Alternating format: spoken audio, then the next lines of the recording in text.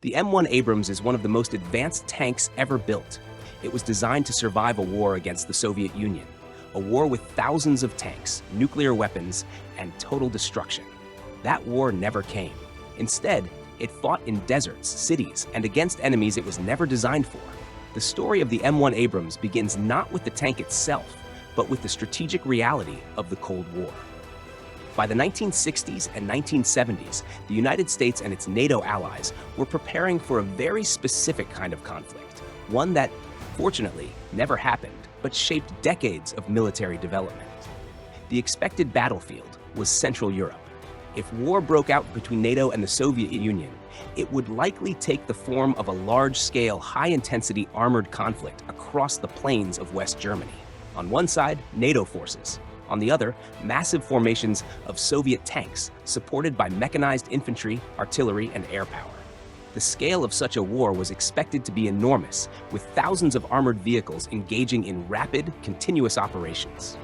In this scenario, existing American tanks were no longer considered sufficient. Earlier designs like the M60 Patton were reliable, but they reflected an earlier generation of thinking. Advances in Soviet armor, firepower, and anti-tank weapons meant that a new kind of tank was needed, one that could survive on a battlefield saturated with modern threats while maintaining the ability to engage enemy armor at long range. This led to the development of a new concept of main battle tank. The future tank had to combine three key elements: superior firepower, advanced protection, and high mobility. But more importantly, it needed to integrate these elements into a single system capable of operating effectively in a fast-moving, large-scale war. It was not enough to simply build a stronger or faster tank. The entire approach to armored warfare was evolving. One of the most important factors shaping the design was the expectation of long-range engagements. Unlike earlier wars, where visibility and engagement distances were often limited, the open terrain of Central Europe allowed for tank battles at extended ranges.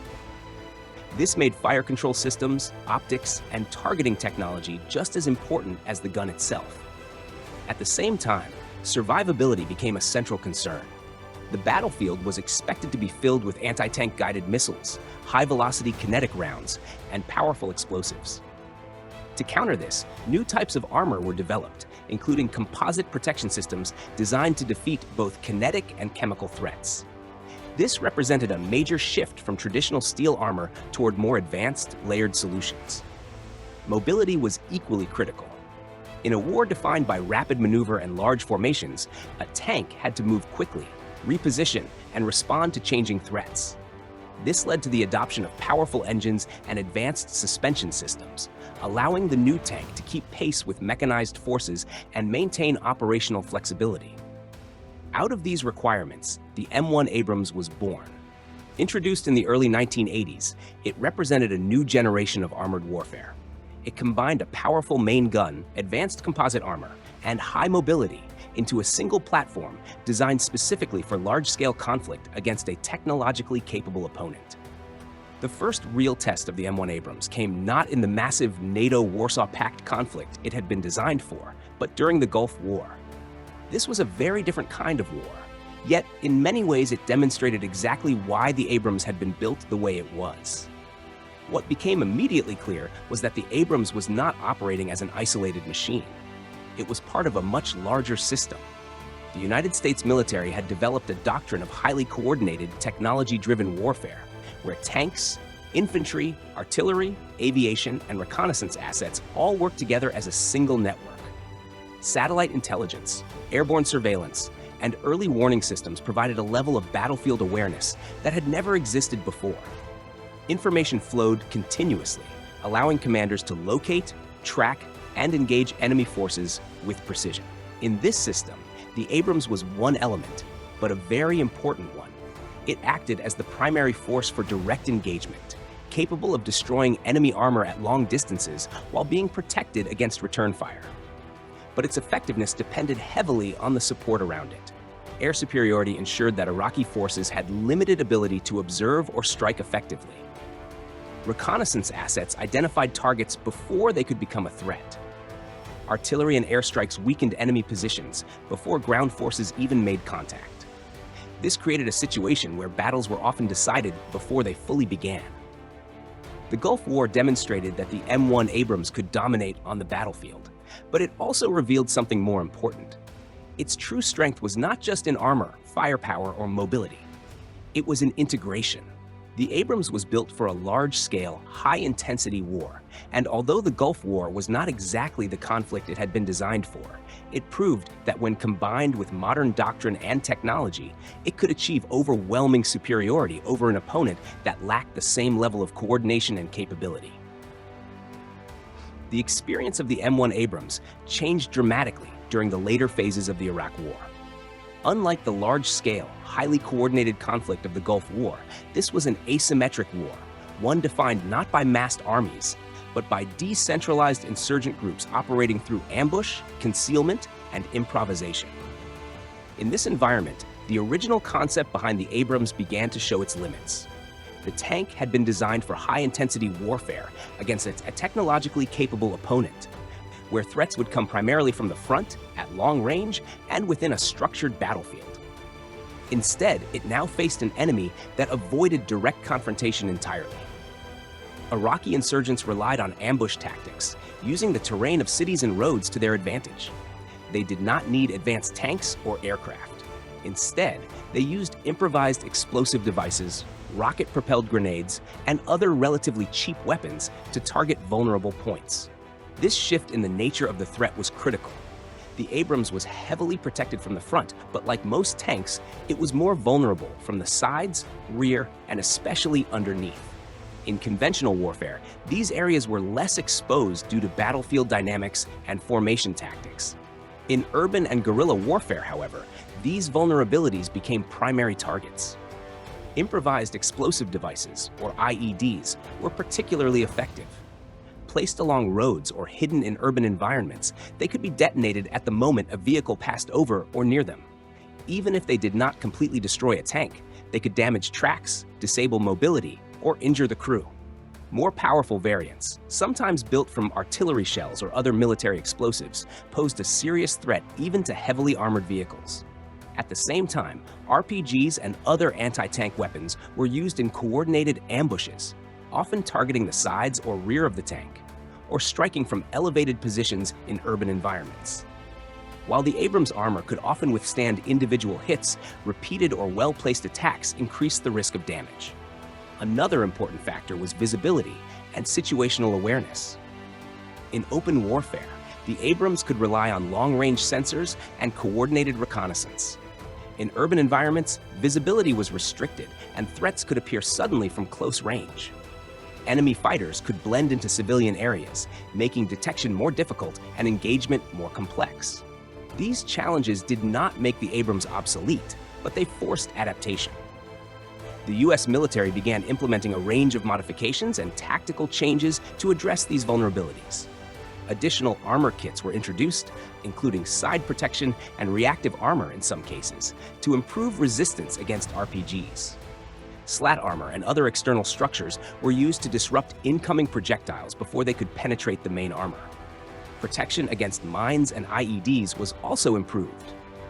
Efforts were made to reinforce the underside of vehicles and develop better counter-IED strategies, including route clearance units and electronic countermeasures designed to interfere with detonation signals. Tactics evolved as well. Abrams tanks were no longer used in isolation or purely as breakthrough weapons. They operated alongside infantry, which provided close-range protection against ambushes. Coordination with reconnaissance units, drones, and surveillance systems became increasingly important, helping to identify threats before they could be triggered. In many cases, the role of the tank itself shifted. Instead of leading large-scale armored assaults, Abrams units were often used as heavily protected fire support platforms, providing direct fire in urban combat while relying on other elements of the military for security and intelligence. The Iraq War revealed a fundamental reality. Even the most advanced tank designed for large-scale conventional warfare could be challenged by a much simpler and less technologically advanced opponent, if that opponent fought on different terms. The M1 Abrams remained a powerful and effective system, but its vulnerabilities became more visible. Not because it was poorly designed, but because the nature of warfare had shifted away from the environment it had been built for. In this new type of conflict, protection, firepower, and mobility were still important, but adaptability, awareness, and integration with other forces became just as critical for survival. But today, the Abrams faces a battlefield that is changing faster than at any time since its creation. The most important shift is not just in weapons, but in visibility. What is happening on the modern battlefield is not just another stage of evolution. It is a shock that many militaries were not fully prepared for. In many ways, states around the world did not anticipate how quickly drones would transform warfare. What has emerged is a situation where relatively cheap, widely available systems can threaten and destroy vehicles that cost millions. In today's conflicts, this imbalance has become impossible to ignore. Small drones, often costing a fraction of a tank's price, can detect, track, and strike armored vehicles with surprising efficiency. They are not only cheap, but also relatively easy to operate, making them accessible to forces that would never have been able to challenge advanced armored units in the past. This shifts the question away from the M1 Abrams itself. The real issue is doctrine. Traditional concepts of armored warfare assumed that protection, firepower, and mobility, combined with coordination, would ensure survivability. But drones challenge all three at once. Even when tanks operate in very small groups of 1 to 3 vehicles, they can still be detected from above, tracked in real time, and engaged without direct line of sight. This applies not only to tanks, but to all large armored platforms, infantry fighting vehicles, armored personnel carriers, and even heavily protected vehicles like MRAPs. The problem is structural. Armor can be strengthened, and additional protection can be added, including counter-drone measures. But no vehicle can be fully protected everywhere. Tracks, engine compartments, and other critical components remain vulnerable. Even the strongest armor can be overcome through repeated strikes. Drones can attack in groups, concentrating hits on a single point, or simply observe and guide artillery onto a stationary or slow-moving target. In such conditions, survivability becomes increasingly difficult. This does not mean that tanks like the M1 Abrams are immediately obsolete, but it does mean they cannot operate effectively without fundamental changes. The battlefield has become too transparent, and the cost imbalance between attacker and defender too extreme. As a result, the focus shifts from the vehicle to the system around it. Future doctrine will likely depend on layered protection, where armored vehicles operate under constant cover from air defense systems and friendly drones. Instead of relying only on armor, forces will need to actively suppress enemy reconnaissance and strike capabilities. Allied drones may be used to create safe zones, controlling the airspace locally and reducing the threat from above, while electronic warfare systems disrupt enemy control and coordination. Only within such protected environments can armored vehicles operate with reduced risk. This suggests that modern warfare is entering a new phase. Just as earlier revolutions introduced tanks, aircraft, and precision weapons, the widespread use of drones is forcing a rethinking of how all these systems interact. The key point is clear. The challenge is no longer just how to build a better tank. It is how to build a system where that tank can survive.